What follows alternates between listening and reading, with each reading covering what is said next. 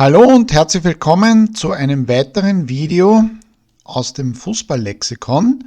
Und zwar schauen wir uns diesmal den Sechser an. Ausgangspunkt ist eigentlich das alte Abwehrsystem mit einem Libero, der der Abwehrchef war, und zwei Vorstoppern, die sich um die gegnerischen Stürmer gekümmert haben. Durch die immer schnellere Spielweise und die Dynamik im Fußballsport ist man aber draufgekommen, dass man mit diesen drei Verteidigern nicht mehr wirklich eine solide Verteidigung hinbringt und die Viererkette war erfunden. Das bedeutet aber auch, dass der Abwehrchef gefehlt hat und einer der Innenverteidiger hat diese Aufgabe übernommen. Damit hat man das 4-4-2. 4 Verteidiger, 4 Mittelfeldspieler und 2 Stürmer.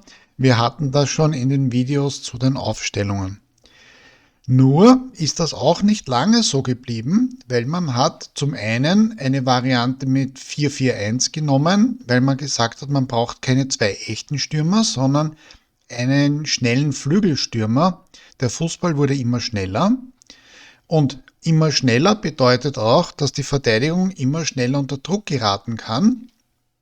Und daher hat man nicht den Flügelstürmer hier genommen, sondern man hat einen Sechser erfunden und einen echten Stürmer vorne. Damit ist 4-1-4-1 entstanden, wobei hier dieser Spieler eine besondere Rolle bekommen hat. Den Mittelfeldspieler mit der Nummer 6 hat es immer schon gegeben, aber der hatte jetzt nicht die Funktion, die man mit dem Sechser verbindet. Es könnte auch ein Achter gewesen sein oder sonstiger Spieler. Der einzige, der wirklich öfter genannt war, war der Zehner, der die Spielgestaltung im Mittelfeld in der Offensive übernommen hatte. Was ist nun die Aufgabe des Sechsers? Warum ist er so wichtig und warum wurde diese Funktion sogar noch deutlich verstärkt? Er ist in Wirklichkeit der neue Zehner. Auf der einen Seite kann er wie ein fünfter Verteidiger die Verteidigung unterstützen. Er ist praktisch der erste Brecher, um die gegnerische Angriffswelle zu stoppen. Er wird sie nicht ganz stoppen können, wenn da mehrere Spieler angreifen, wobei die Mittelfeldspieler dann auch zurückeilen und helfen. Aber er steht vor der Abwehr, das heißt, bevor die eigentliche Verteidigung beginnt, hat er schon Abwehraufgaben und verstärkt damit das Zentrum. Gleichzeitig bekommt er zum Beispiel von diesem Innenverteidiger, manchmal auch durch einen weiten Abwurf vom Torwart, den Ball und er ist damit weiter vorne als der Verteidiger. Wir erinnern uns, da hat es den Vorstopper gegeben und der hat eine recht lange Strecke zu den Mittelfeldspielern. Der Sechser ist aber vor der Abwehr, das heißt, er ist näher am Mittelfeld dran und kann das Spiel eröffnen.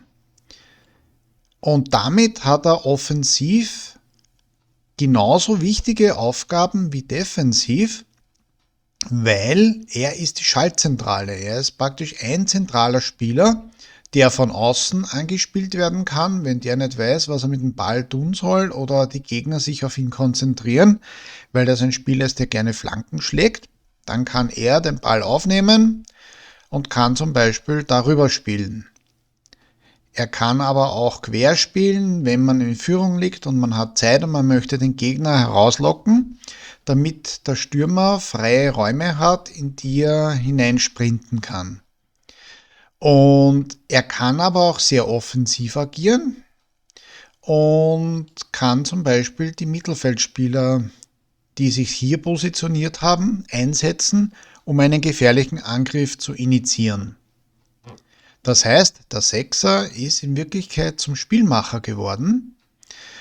Einerseits hilft er in der Abwehr und andererseits ist er in der Offensive der Spieler, der von der Abwehr den Ball bekommt. Da muss man nicht weit spielen, da gibt es kein Risiko.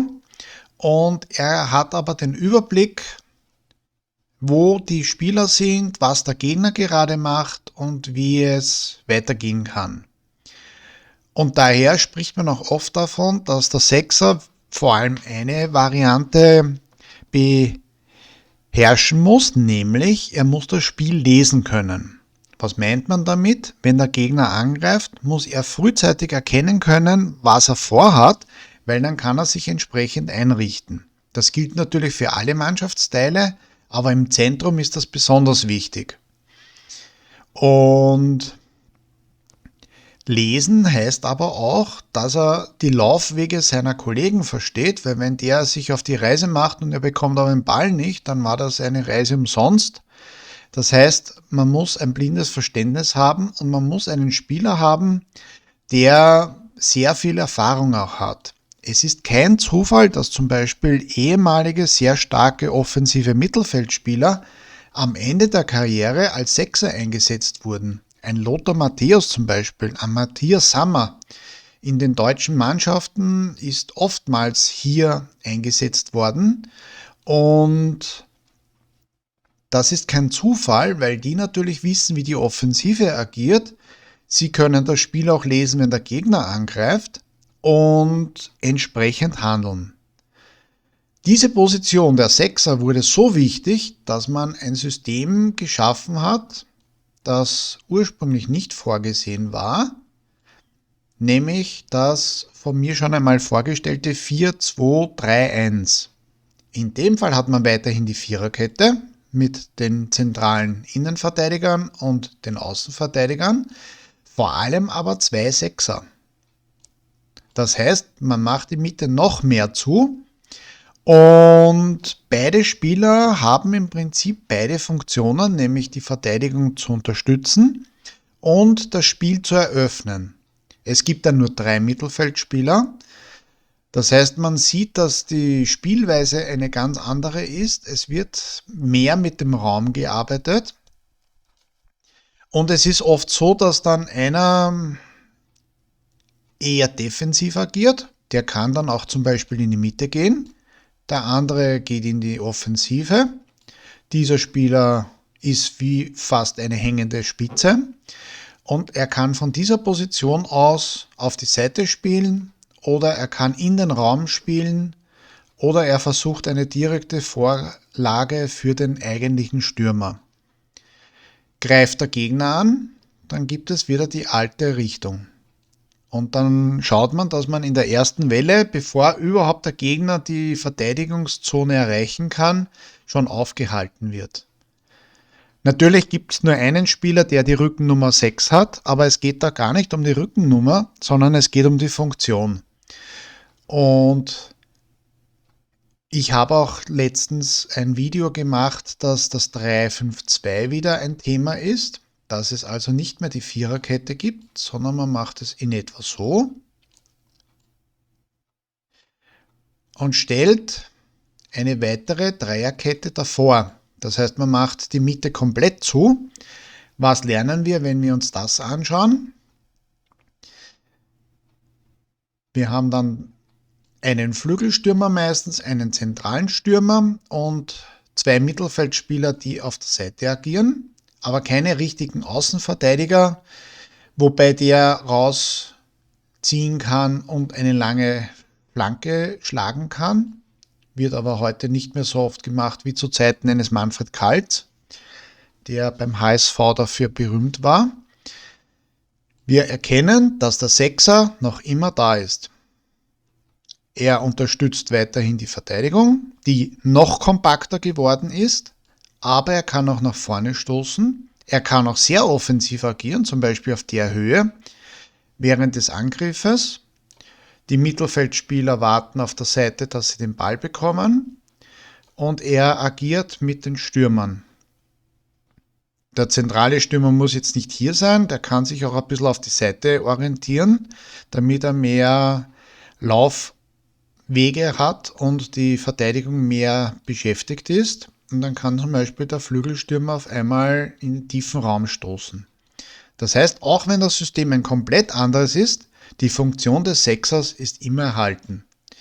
Und daher ist das zu einem sehr wichtigen Spieler geworden. Natürlich braucht man alle 11 Mann oder alle 11 Frauen, weil der Frauenfußball erfreulicherweise jetzt auch sehr Aufschwung erfahren hat. Aber der Sechser ist in jedem System zu finden. Nur das klassische 4-4-2, da ist er nicht. Und das ist vielleicht auch ein Grund, warum das 4-4-2 gar nicht mehr so oft gespielt wird, weil diese Verteidigung vor der Verteidigung hat sich als äußerst hilfreich und als äußerst wichtig herausgestellt. Und damit hat man einen sehr komplexen Spieler, der das Spiel gut lesen muss, der sich auch gut bewegen muss und der vor allem die Laufwege kennen muss. Und ja, das soll es gewesen sein zum Sechser und seinen Funktionen. Vielen Dank fürs Zuhören und Zusehen. Bis zum nächsten Mal. Alles Liebe.